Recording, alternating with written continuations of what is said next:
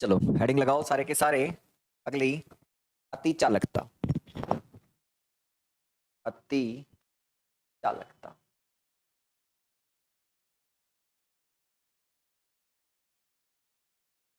अति चालकता, हेडिंग लगाना सारे के सारे। अति चालकता। ठीक है, लगा ली सबने हेडिंग अति चालकता। और देखो और अति चालकता का मतलब क्या होता है समझना।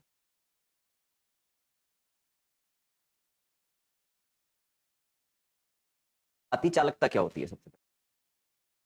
अति चालकता का मतलब ये है कि जब भी हम किसी पदार्थ को, या कुछ पदार्थ ऐसे होते हैं जिनको हम एक निश्चित ताप से कम ताप पर ठंडा करते हैं। कुछ पदार्थ ऐसे होते हैं जिन्हें हम एक निश्चित ताप से कम ताप पर ठंडा करते हैं, तो इस अवस्था में उन पदार्थों की जो प्रतिरोधकता होती है वो अचानक शून्य हो जाती है।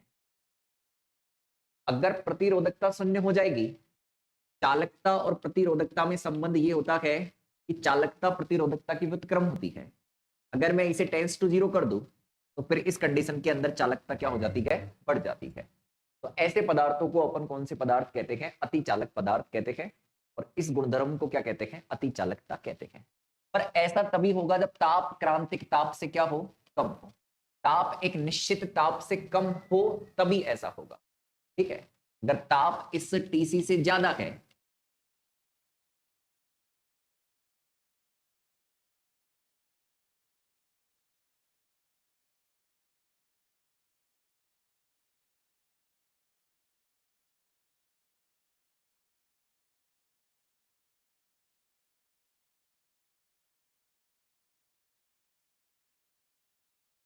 तो फिर ऐसा नहीं होगा।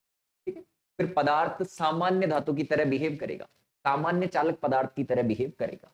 अगर ताप एक निश्चित ताप से कम है, उस निश्चित ताप को नाम दिया जाता है क्रांतिक ताप। अगर ताप उस निश्चित ताप से कम है तो फिर पदार्थ किसकी तरह बिहेव करेगा? चालक, अति चालक की तरह बिहेव करेगा। और इस गुणधर्म को क्या कहते हैं? अपन अति चालकता कहते हैं। तो हमारी हेडिंग है अति चालकता। और अति चालकता के अंदर अब मैं आप लोगों को लिखवा रहा हूं, डेफिनेशन वगैरह आ रही है, अब आप लोग लिखना प्रारंभ लिखो। लिखना अति चालकता के अंदर कुछ पदार्थों के लिए, कुछ पदार्थों के लिए एक निश्चित ताप से कम ताप करने पर, एक निश्चित ताप से कम ताप करने पर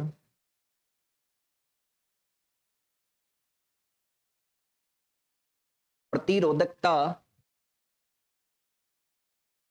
अचानक शून्य हो जाती है। प्रतिरोधकता अचानक शून्य हो जाती है।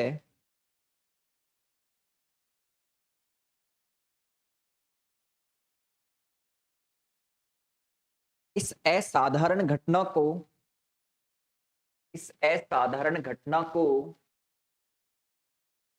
ऑन्स ने, वैज्ञानिक का नाम है ऑन्स, ऑन्स ने अति चालकता नाम दिया। इस असाधारण घटना को ऑन्स ने अति चालकता नाम दिया।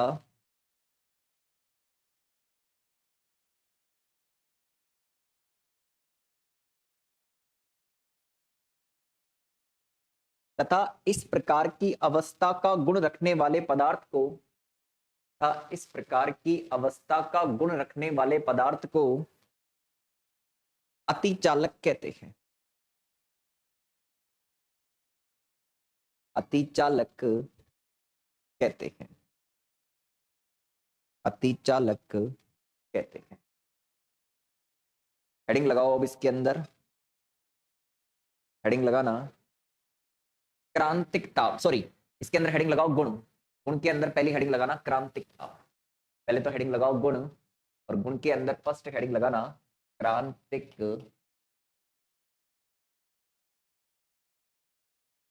अभी मैंने आपसे कहा था कि एक ताप ऐसा है निश्चित टीसी, अगर किसी पदार्थ को हम इस ताप टीसी से कम ताप पर ठंडा करते हैं तो वो पदार्थ किसकी तरह बिहेव करता है? अति चालक की तरह बिहेव करता है। तो एक रेंज बन गई कि अगर ताप टीसी से कम है तो अति चालक होगा। और अगर ताप Tc से ज्यादा है तो फिर वो सामान्य धातु की तरह बिहेव करेगा।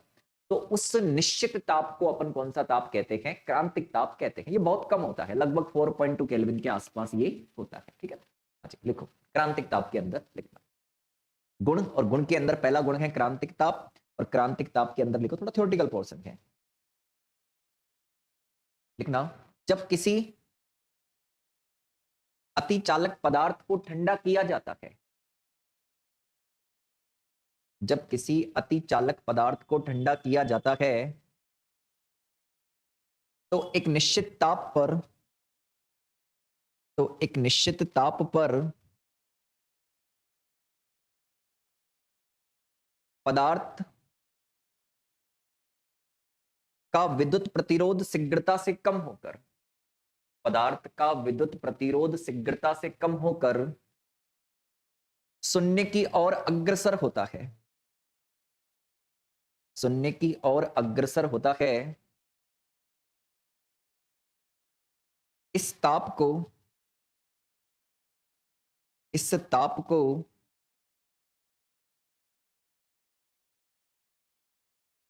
क्रांतिक ताप या संक्रमण ताप कहते हैं।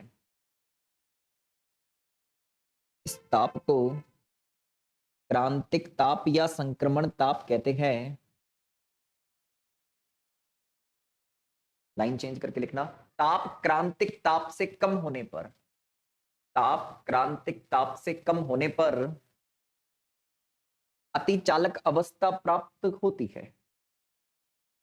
ताप क्रांतिक ताप से कम होने पर अतिचालक अवस्था प्राप्त होती है, और ताप क्रांतिक ताप से अधिक होने पर, और ताप क्रांतिक ताप से अधिक होने पर सामान्य चालक प्राप्त होती है, सामान्य चालक अवस्था प्राप्त होती है, सामान्य चालक अवस्था प्राप्त होती है। ना, क्रांतिक ताप बहुत कम ताप होता है, क्रांतिक ताप बहुत कम ताप होता है, क्रांतिक ताप बहुत कम ताप होता है।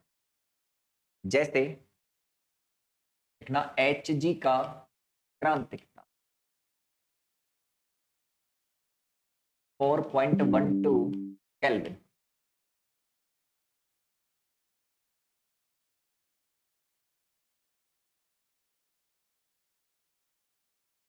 जैसे Hg का क्रांतिक ताप 4.12 केल्विन। कुछ बुक्स के अंदर 4.153 भी देखने को मिल सकता है ना, 4.153 केल्विन। चलो ये हो गया पहला गुणधर्म। दूसरा लगाओ दीर्घ स्थायी धारा, सेकंड गुणधर्म लगाना दीर्घ स्थायी, दीर्घ स्थायी। अच्छा, दीर्घ स्थायी धारा का मतलब क्या है? आपने एक अतिचालक पदार्थ लिया, ठीक है, और उस अतिचालक पदार्थ की एक कुंडली बना ली, और उस अतिचालक पदार्थ की कुंडली में यदि आप दिष्ट धारा प्रवाहित करवाते हो तो वह धारा उसके अंदर कई वर्षों तक लगातार बहती रहती है। अच्छा, ऐसा क्यों होता है? ऐसा इसलिए होता है क्योंकि हमें पता है प्रतिरोधकता क्या है, 0 है। विद्युत प्रतिरोध कितना है? 0 है। अगर प्रतिरोध नहीं है तो कोई रुकावट ही नहीं है, तो वो करंट क्या होगी, उसके अंदर कई वर्षों तक लगातार उसके अंदर बहती रहती है। ठीक है, एक एग्जांपल ऐसे बता रखा है कि 10 की घात 5 वर्ष तक उसके अंदर कंटिन्यू करंट फ्लो होती रहती है, क्योंकि उसका विद्युत प्रतिरोध क्या है? 0 है। तो अगर आप किसी अतिचालक पदार्थ की एक वलयाकार कुंडली बनाओ और उसके अंदर यदि करंट फ्लो करवाओ तो उसमें फिर क्या होगा, लगातार कई वर्षों तक उसके अंदर धारा बहती रहेगी। क्यों? उसका रीजन ये है कि अतिचालक पदार्थों की जो प्रतिरोधकता होती है वो क्या होती है? 0 की ओर होती है ना, या फिर आप कह सकते हो कि इनकी चालकता क्या होती है? बहुत ज्यादा होती है। ठीक है, अत्यधिक होती है। लिखो, इसके अंदर लिखना, मैं लिखवाता हूं, लिखना अतिचालक पदार्थों का दिष्ट विद्युत प्रतिरोध लगभग 0 होता है। अतिचालक पदार्थों का दिष्ट विद्युत प्रतिरोध लगभग शून्य होता है। इस अवस्था में यदि वलयाकार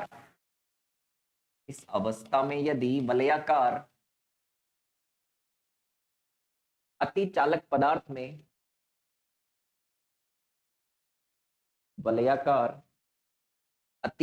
पदार्थ में दिष्ट धारा प्रवाहित की जाए,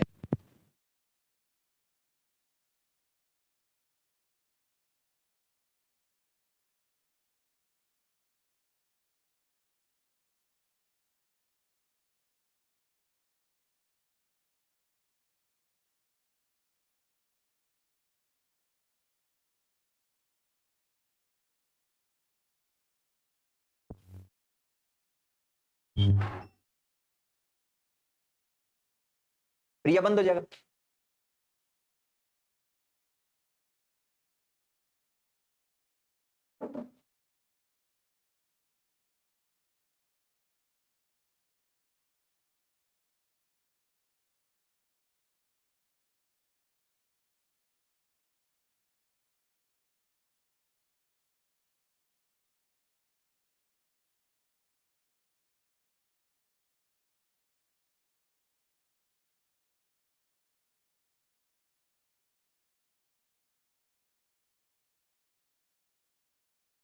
आ रही है आवाज?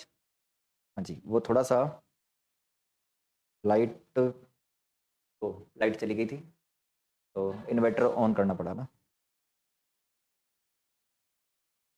वेट ना, लाइट चली गई थी, वो इन्वर्टर भी बंद हो गया था तो इन्वर्टर ऑन किया ना। ठीक है, हाँ जी, लोड नहीं उठा रहा था एक साथ, तो हम यहाँ पे थे। अच्छा, मैंने क्या लाइन लिखवाई थी, मैं अगेन एक बार रिपीट कर दूं कि यदि इस अवस्था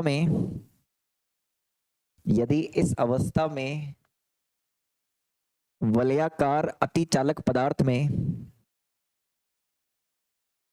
यदि इस अवस्था में, हमारी क्लास के लिए ना, तुम्हारी क्लास के लिए, अभी के लिए मैं घर वालों को मोटर भी नहीं चलाने दे रहा पानी की, इस समय नल भी आ रहे हैं ना, और तुम्हें पता है दौसा के अंदर पानी का कितना संकट है ना, तो मैं क्लास के लिए मोटर भी नहीं चलाने दे रहा, क्योंकि लाइट गई तो इन्वर्टर से एक ही चीज चल सकती है, या तो ये चला लो और या वो ले लो, तो फर्स्ट प्रायोरिटी क्लास को दी है ना। ठीक है,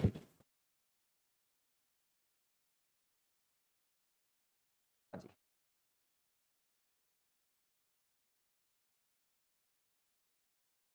देखो, हाँ लिखो लिखो लिखो ना, क्या लिखवा रहा था मैं? यदि इस अवस्था में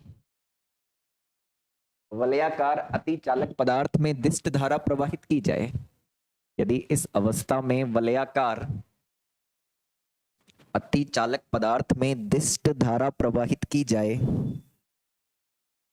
तो वह दीर्घ समय तक प्रवाहित होगी। इस धारा को दीर्घ स्थायी धारा भी कहते हैं। इस धारा को दीर्घ स्थायी धारा भी कहते हैं। इस धारा को दीर्घ स्थायी धारा भी कहते हैं। ठीक है, हाँ जी, अगला लगाओ, क्रांतिक चुंबकीय क्षेत्र। तीसरा गुणधर्म,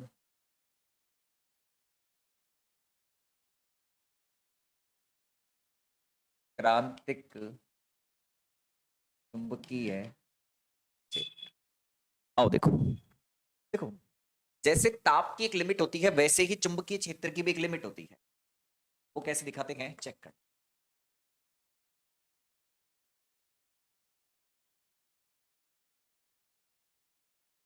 इधर टेम्परेचर है ना, ये क्रिटिकल टेम्परेचर है टीसी, तो इधर देखो टी बराबर 0 पर जो चुंबकीय क्षेत्र है उसको रिप्रेजेंट करते हैं बी सी 0 से। अब यदि ताप क्रांतिक ताप से कम है और चुंबकीय क्षेत्र बी सी 0 से कम है, अतिचालक अवस्था रहती है पदार्थ की।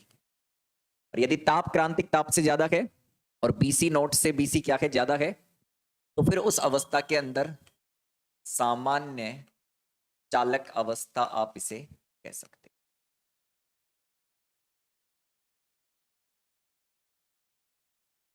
लिखो, लिखना इसके अंदर किसी पदार्थ की अति चालक अवस्था, किसी पदार्थ की अति चालक अवस्था केवल ताप व चुंबकीय क्षेत्र की निश्चित सीमाओं के अंतर्गत ही पाई जाती है। केवल ताप व चुंबकीय क्षेत्र की निश्चित सीमाओं के अंतर्गत ही पाई जाती है। केवल ताप व चुंबकीय क्षेत्र की निश्चित सीमाओं के अंतर्गत ही पाई जाती है। लगा चेक कर लेंगे। हाँ, केवल ताप व चुंबकीय क्षेत्र की निश्चित सीमाओं के अंतर्गत ही पाई जाती है। हाँ, एक बार ये डायग्राम बना लो आप लोगों ने।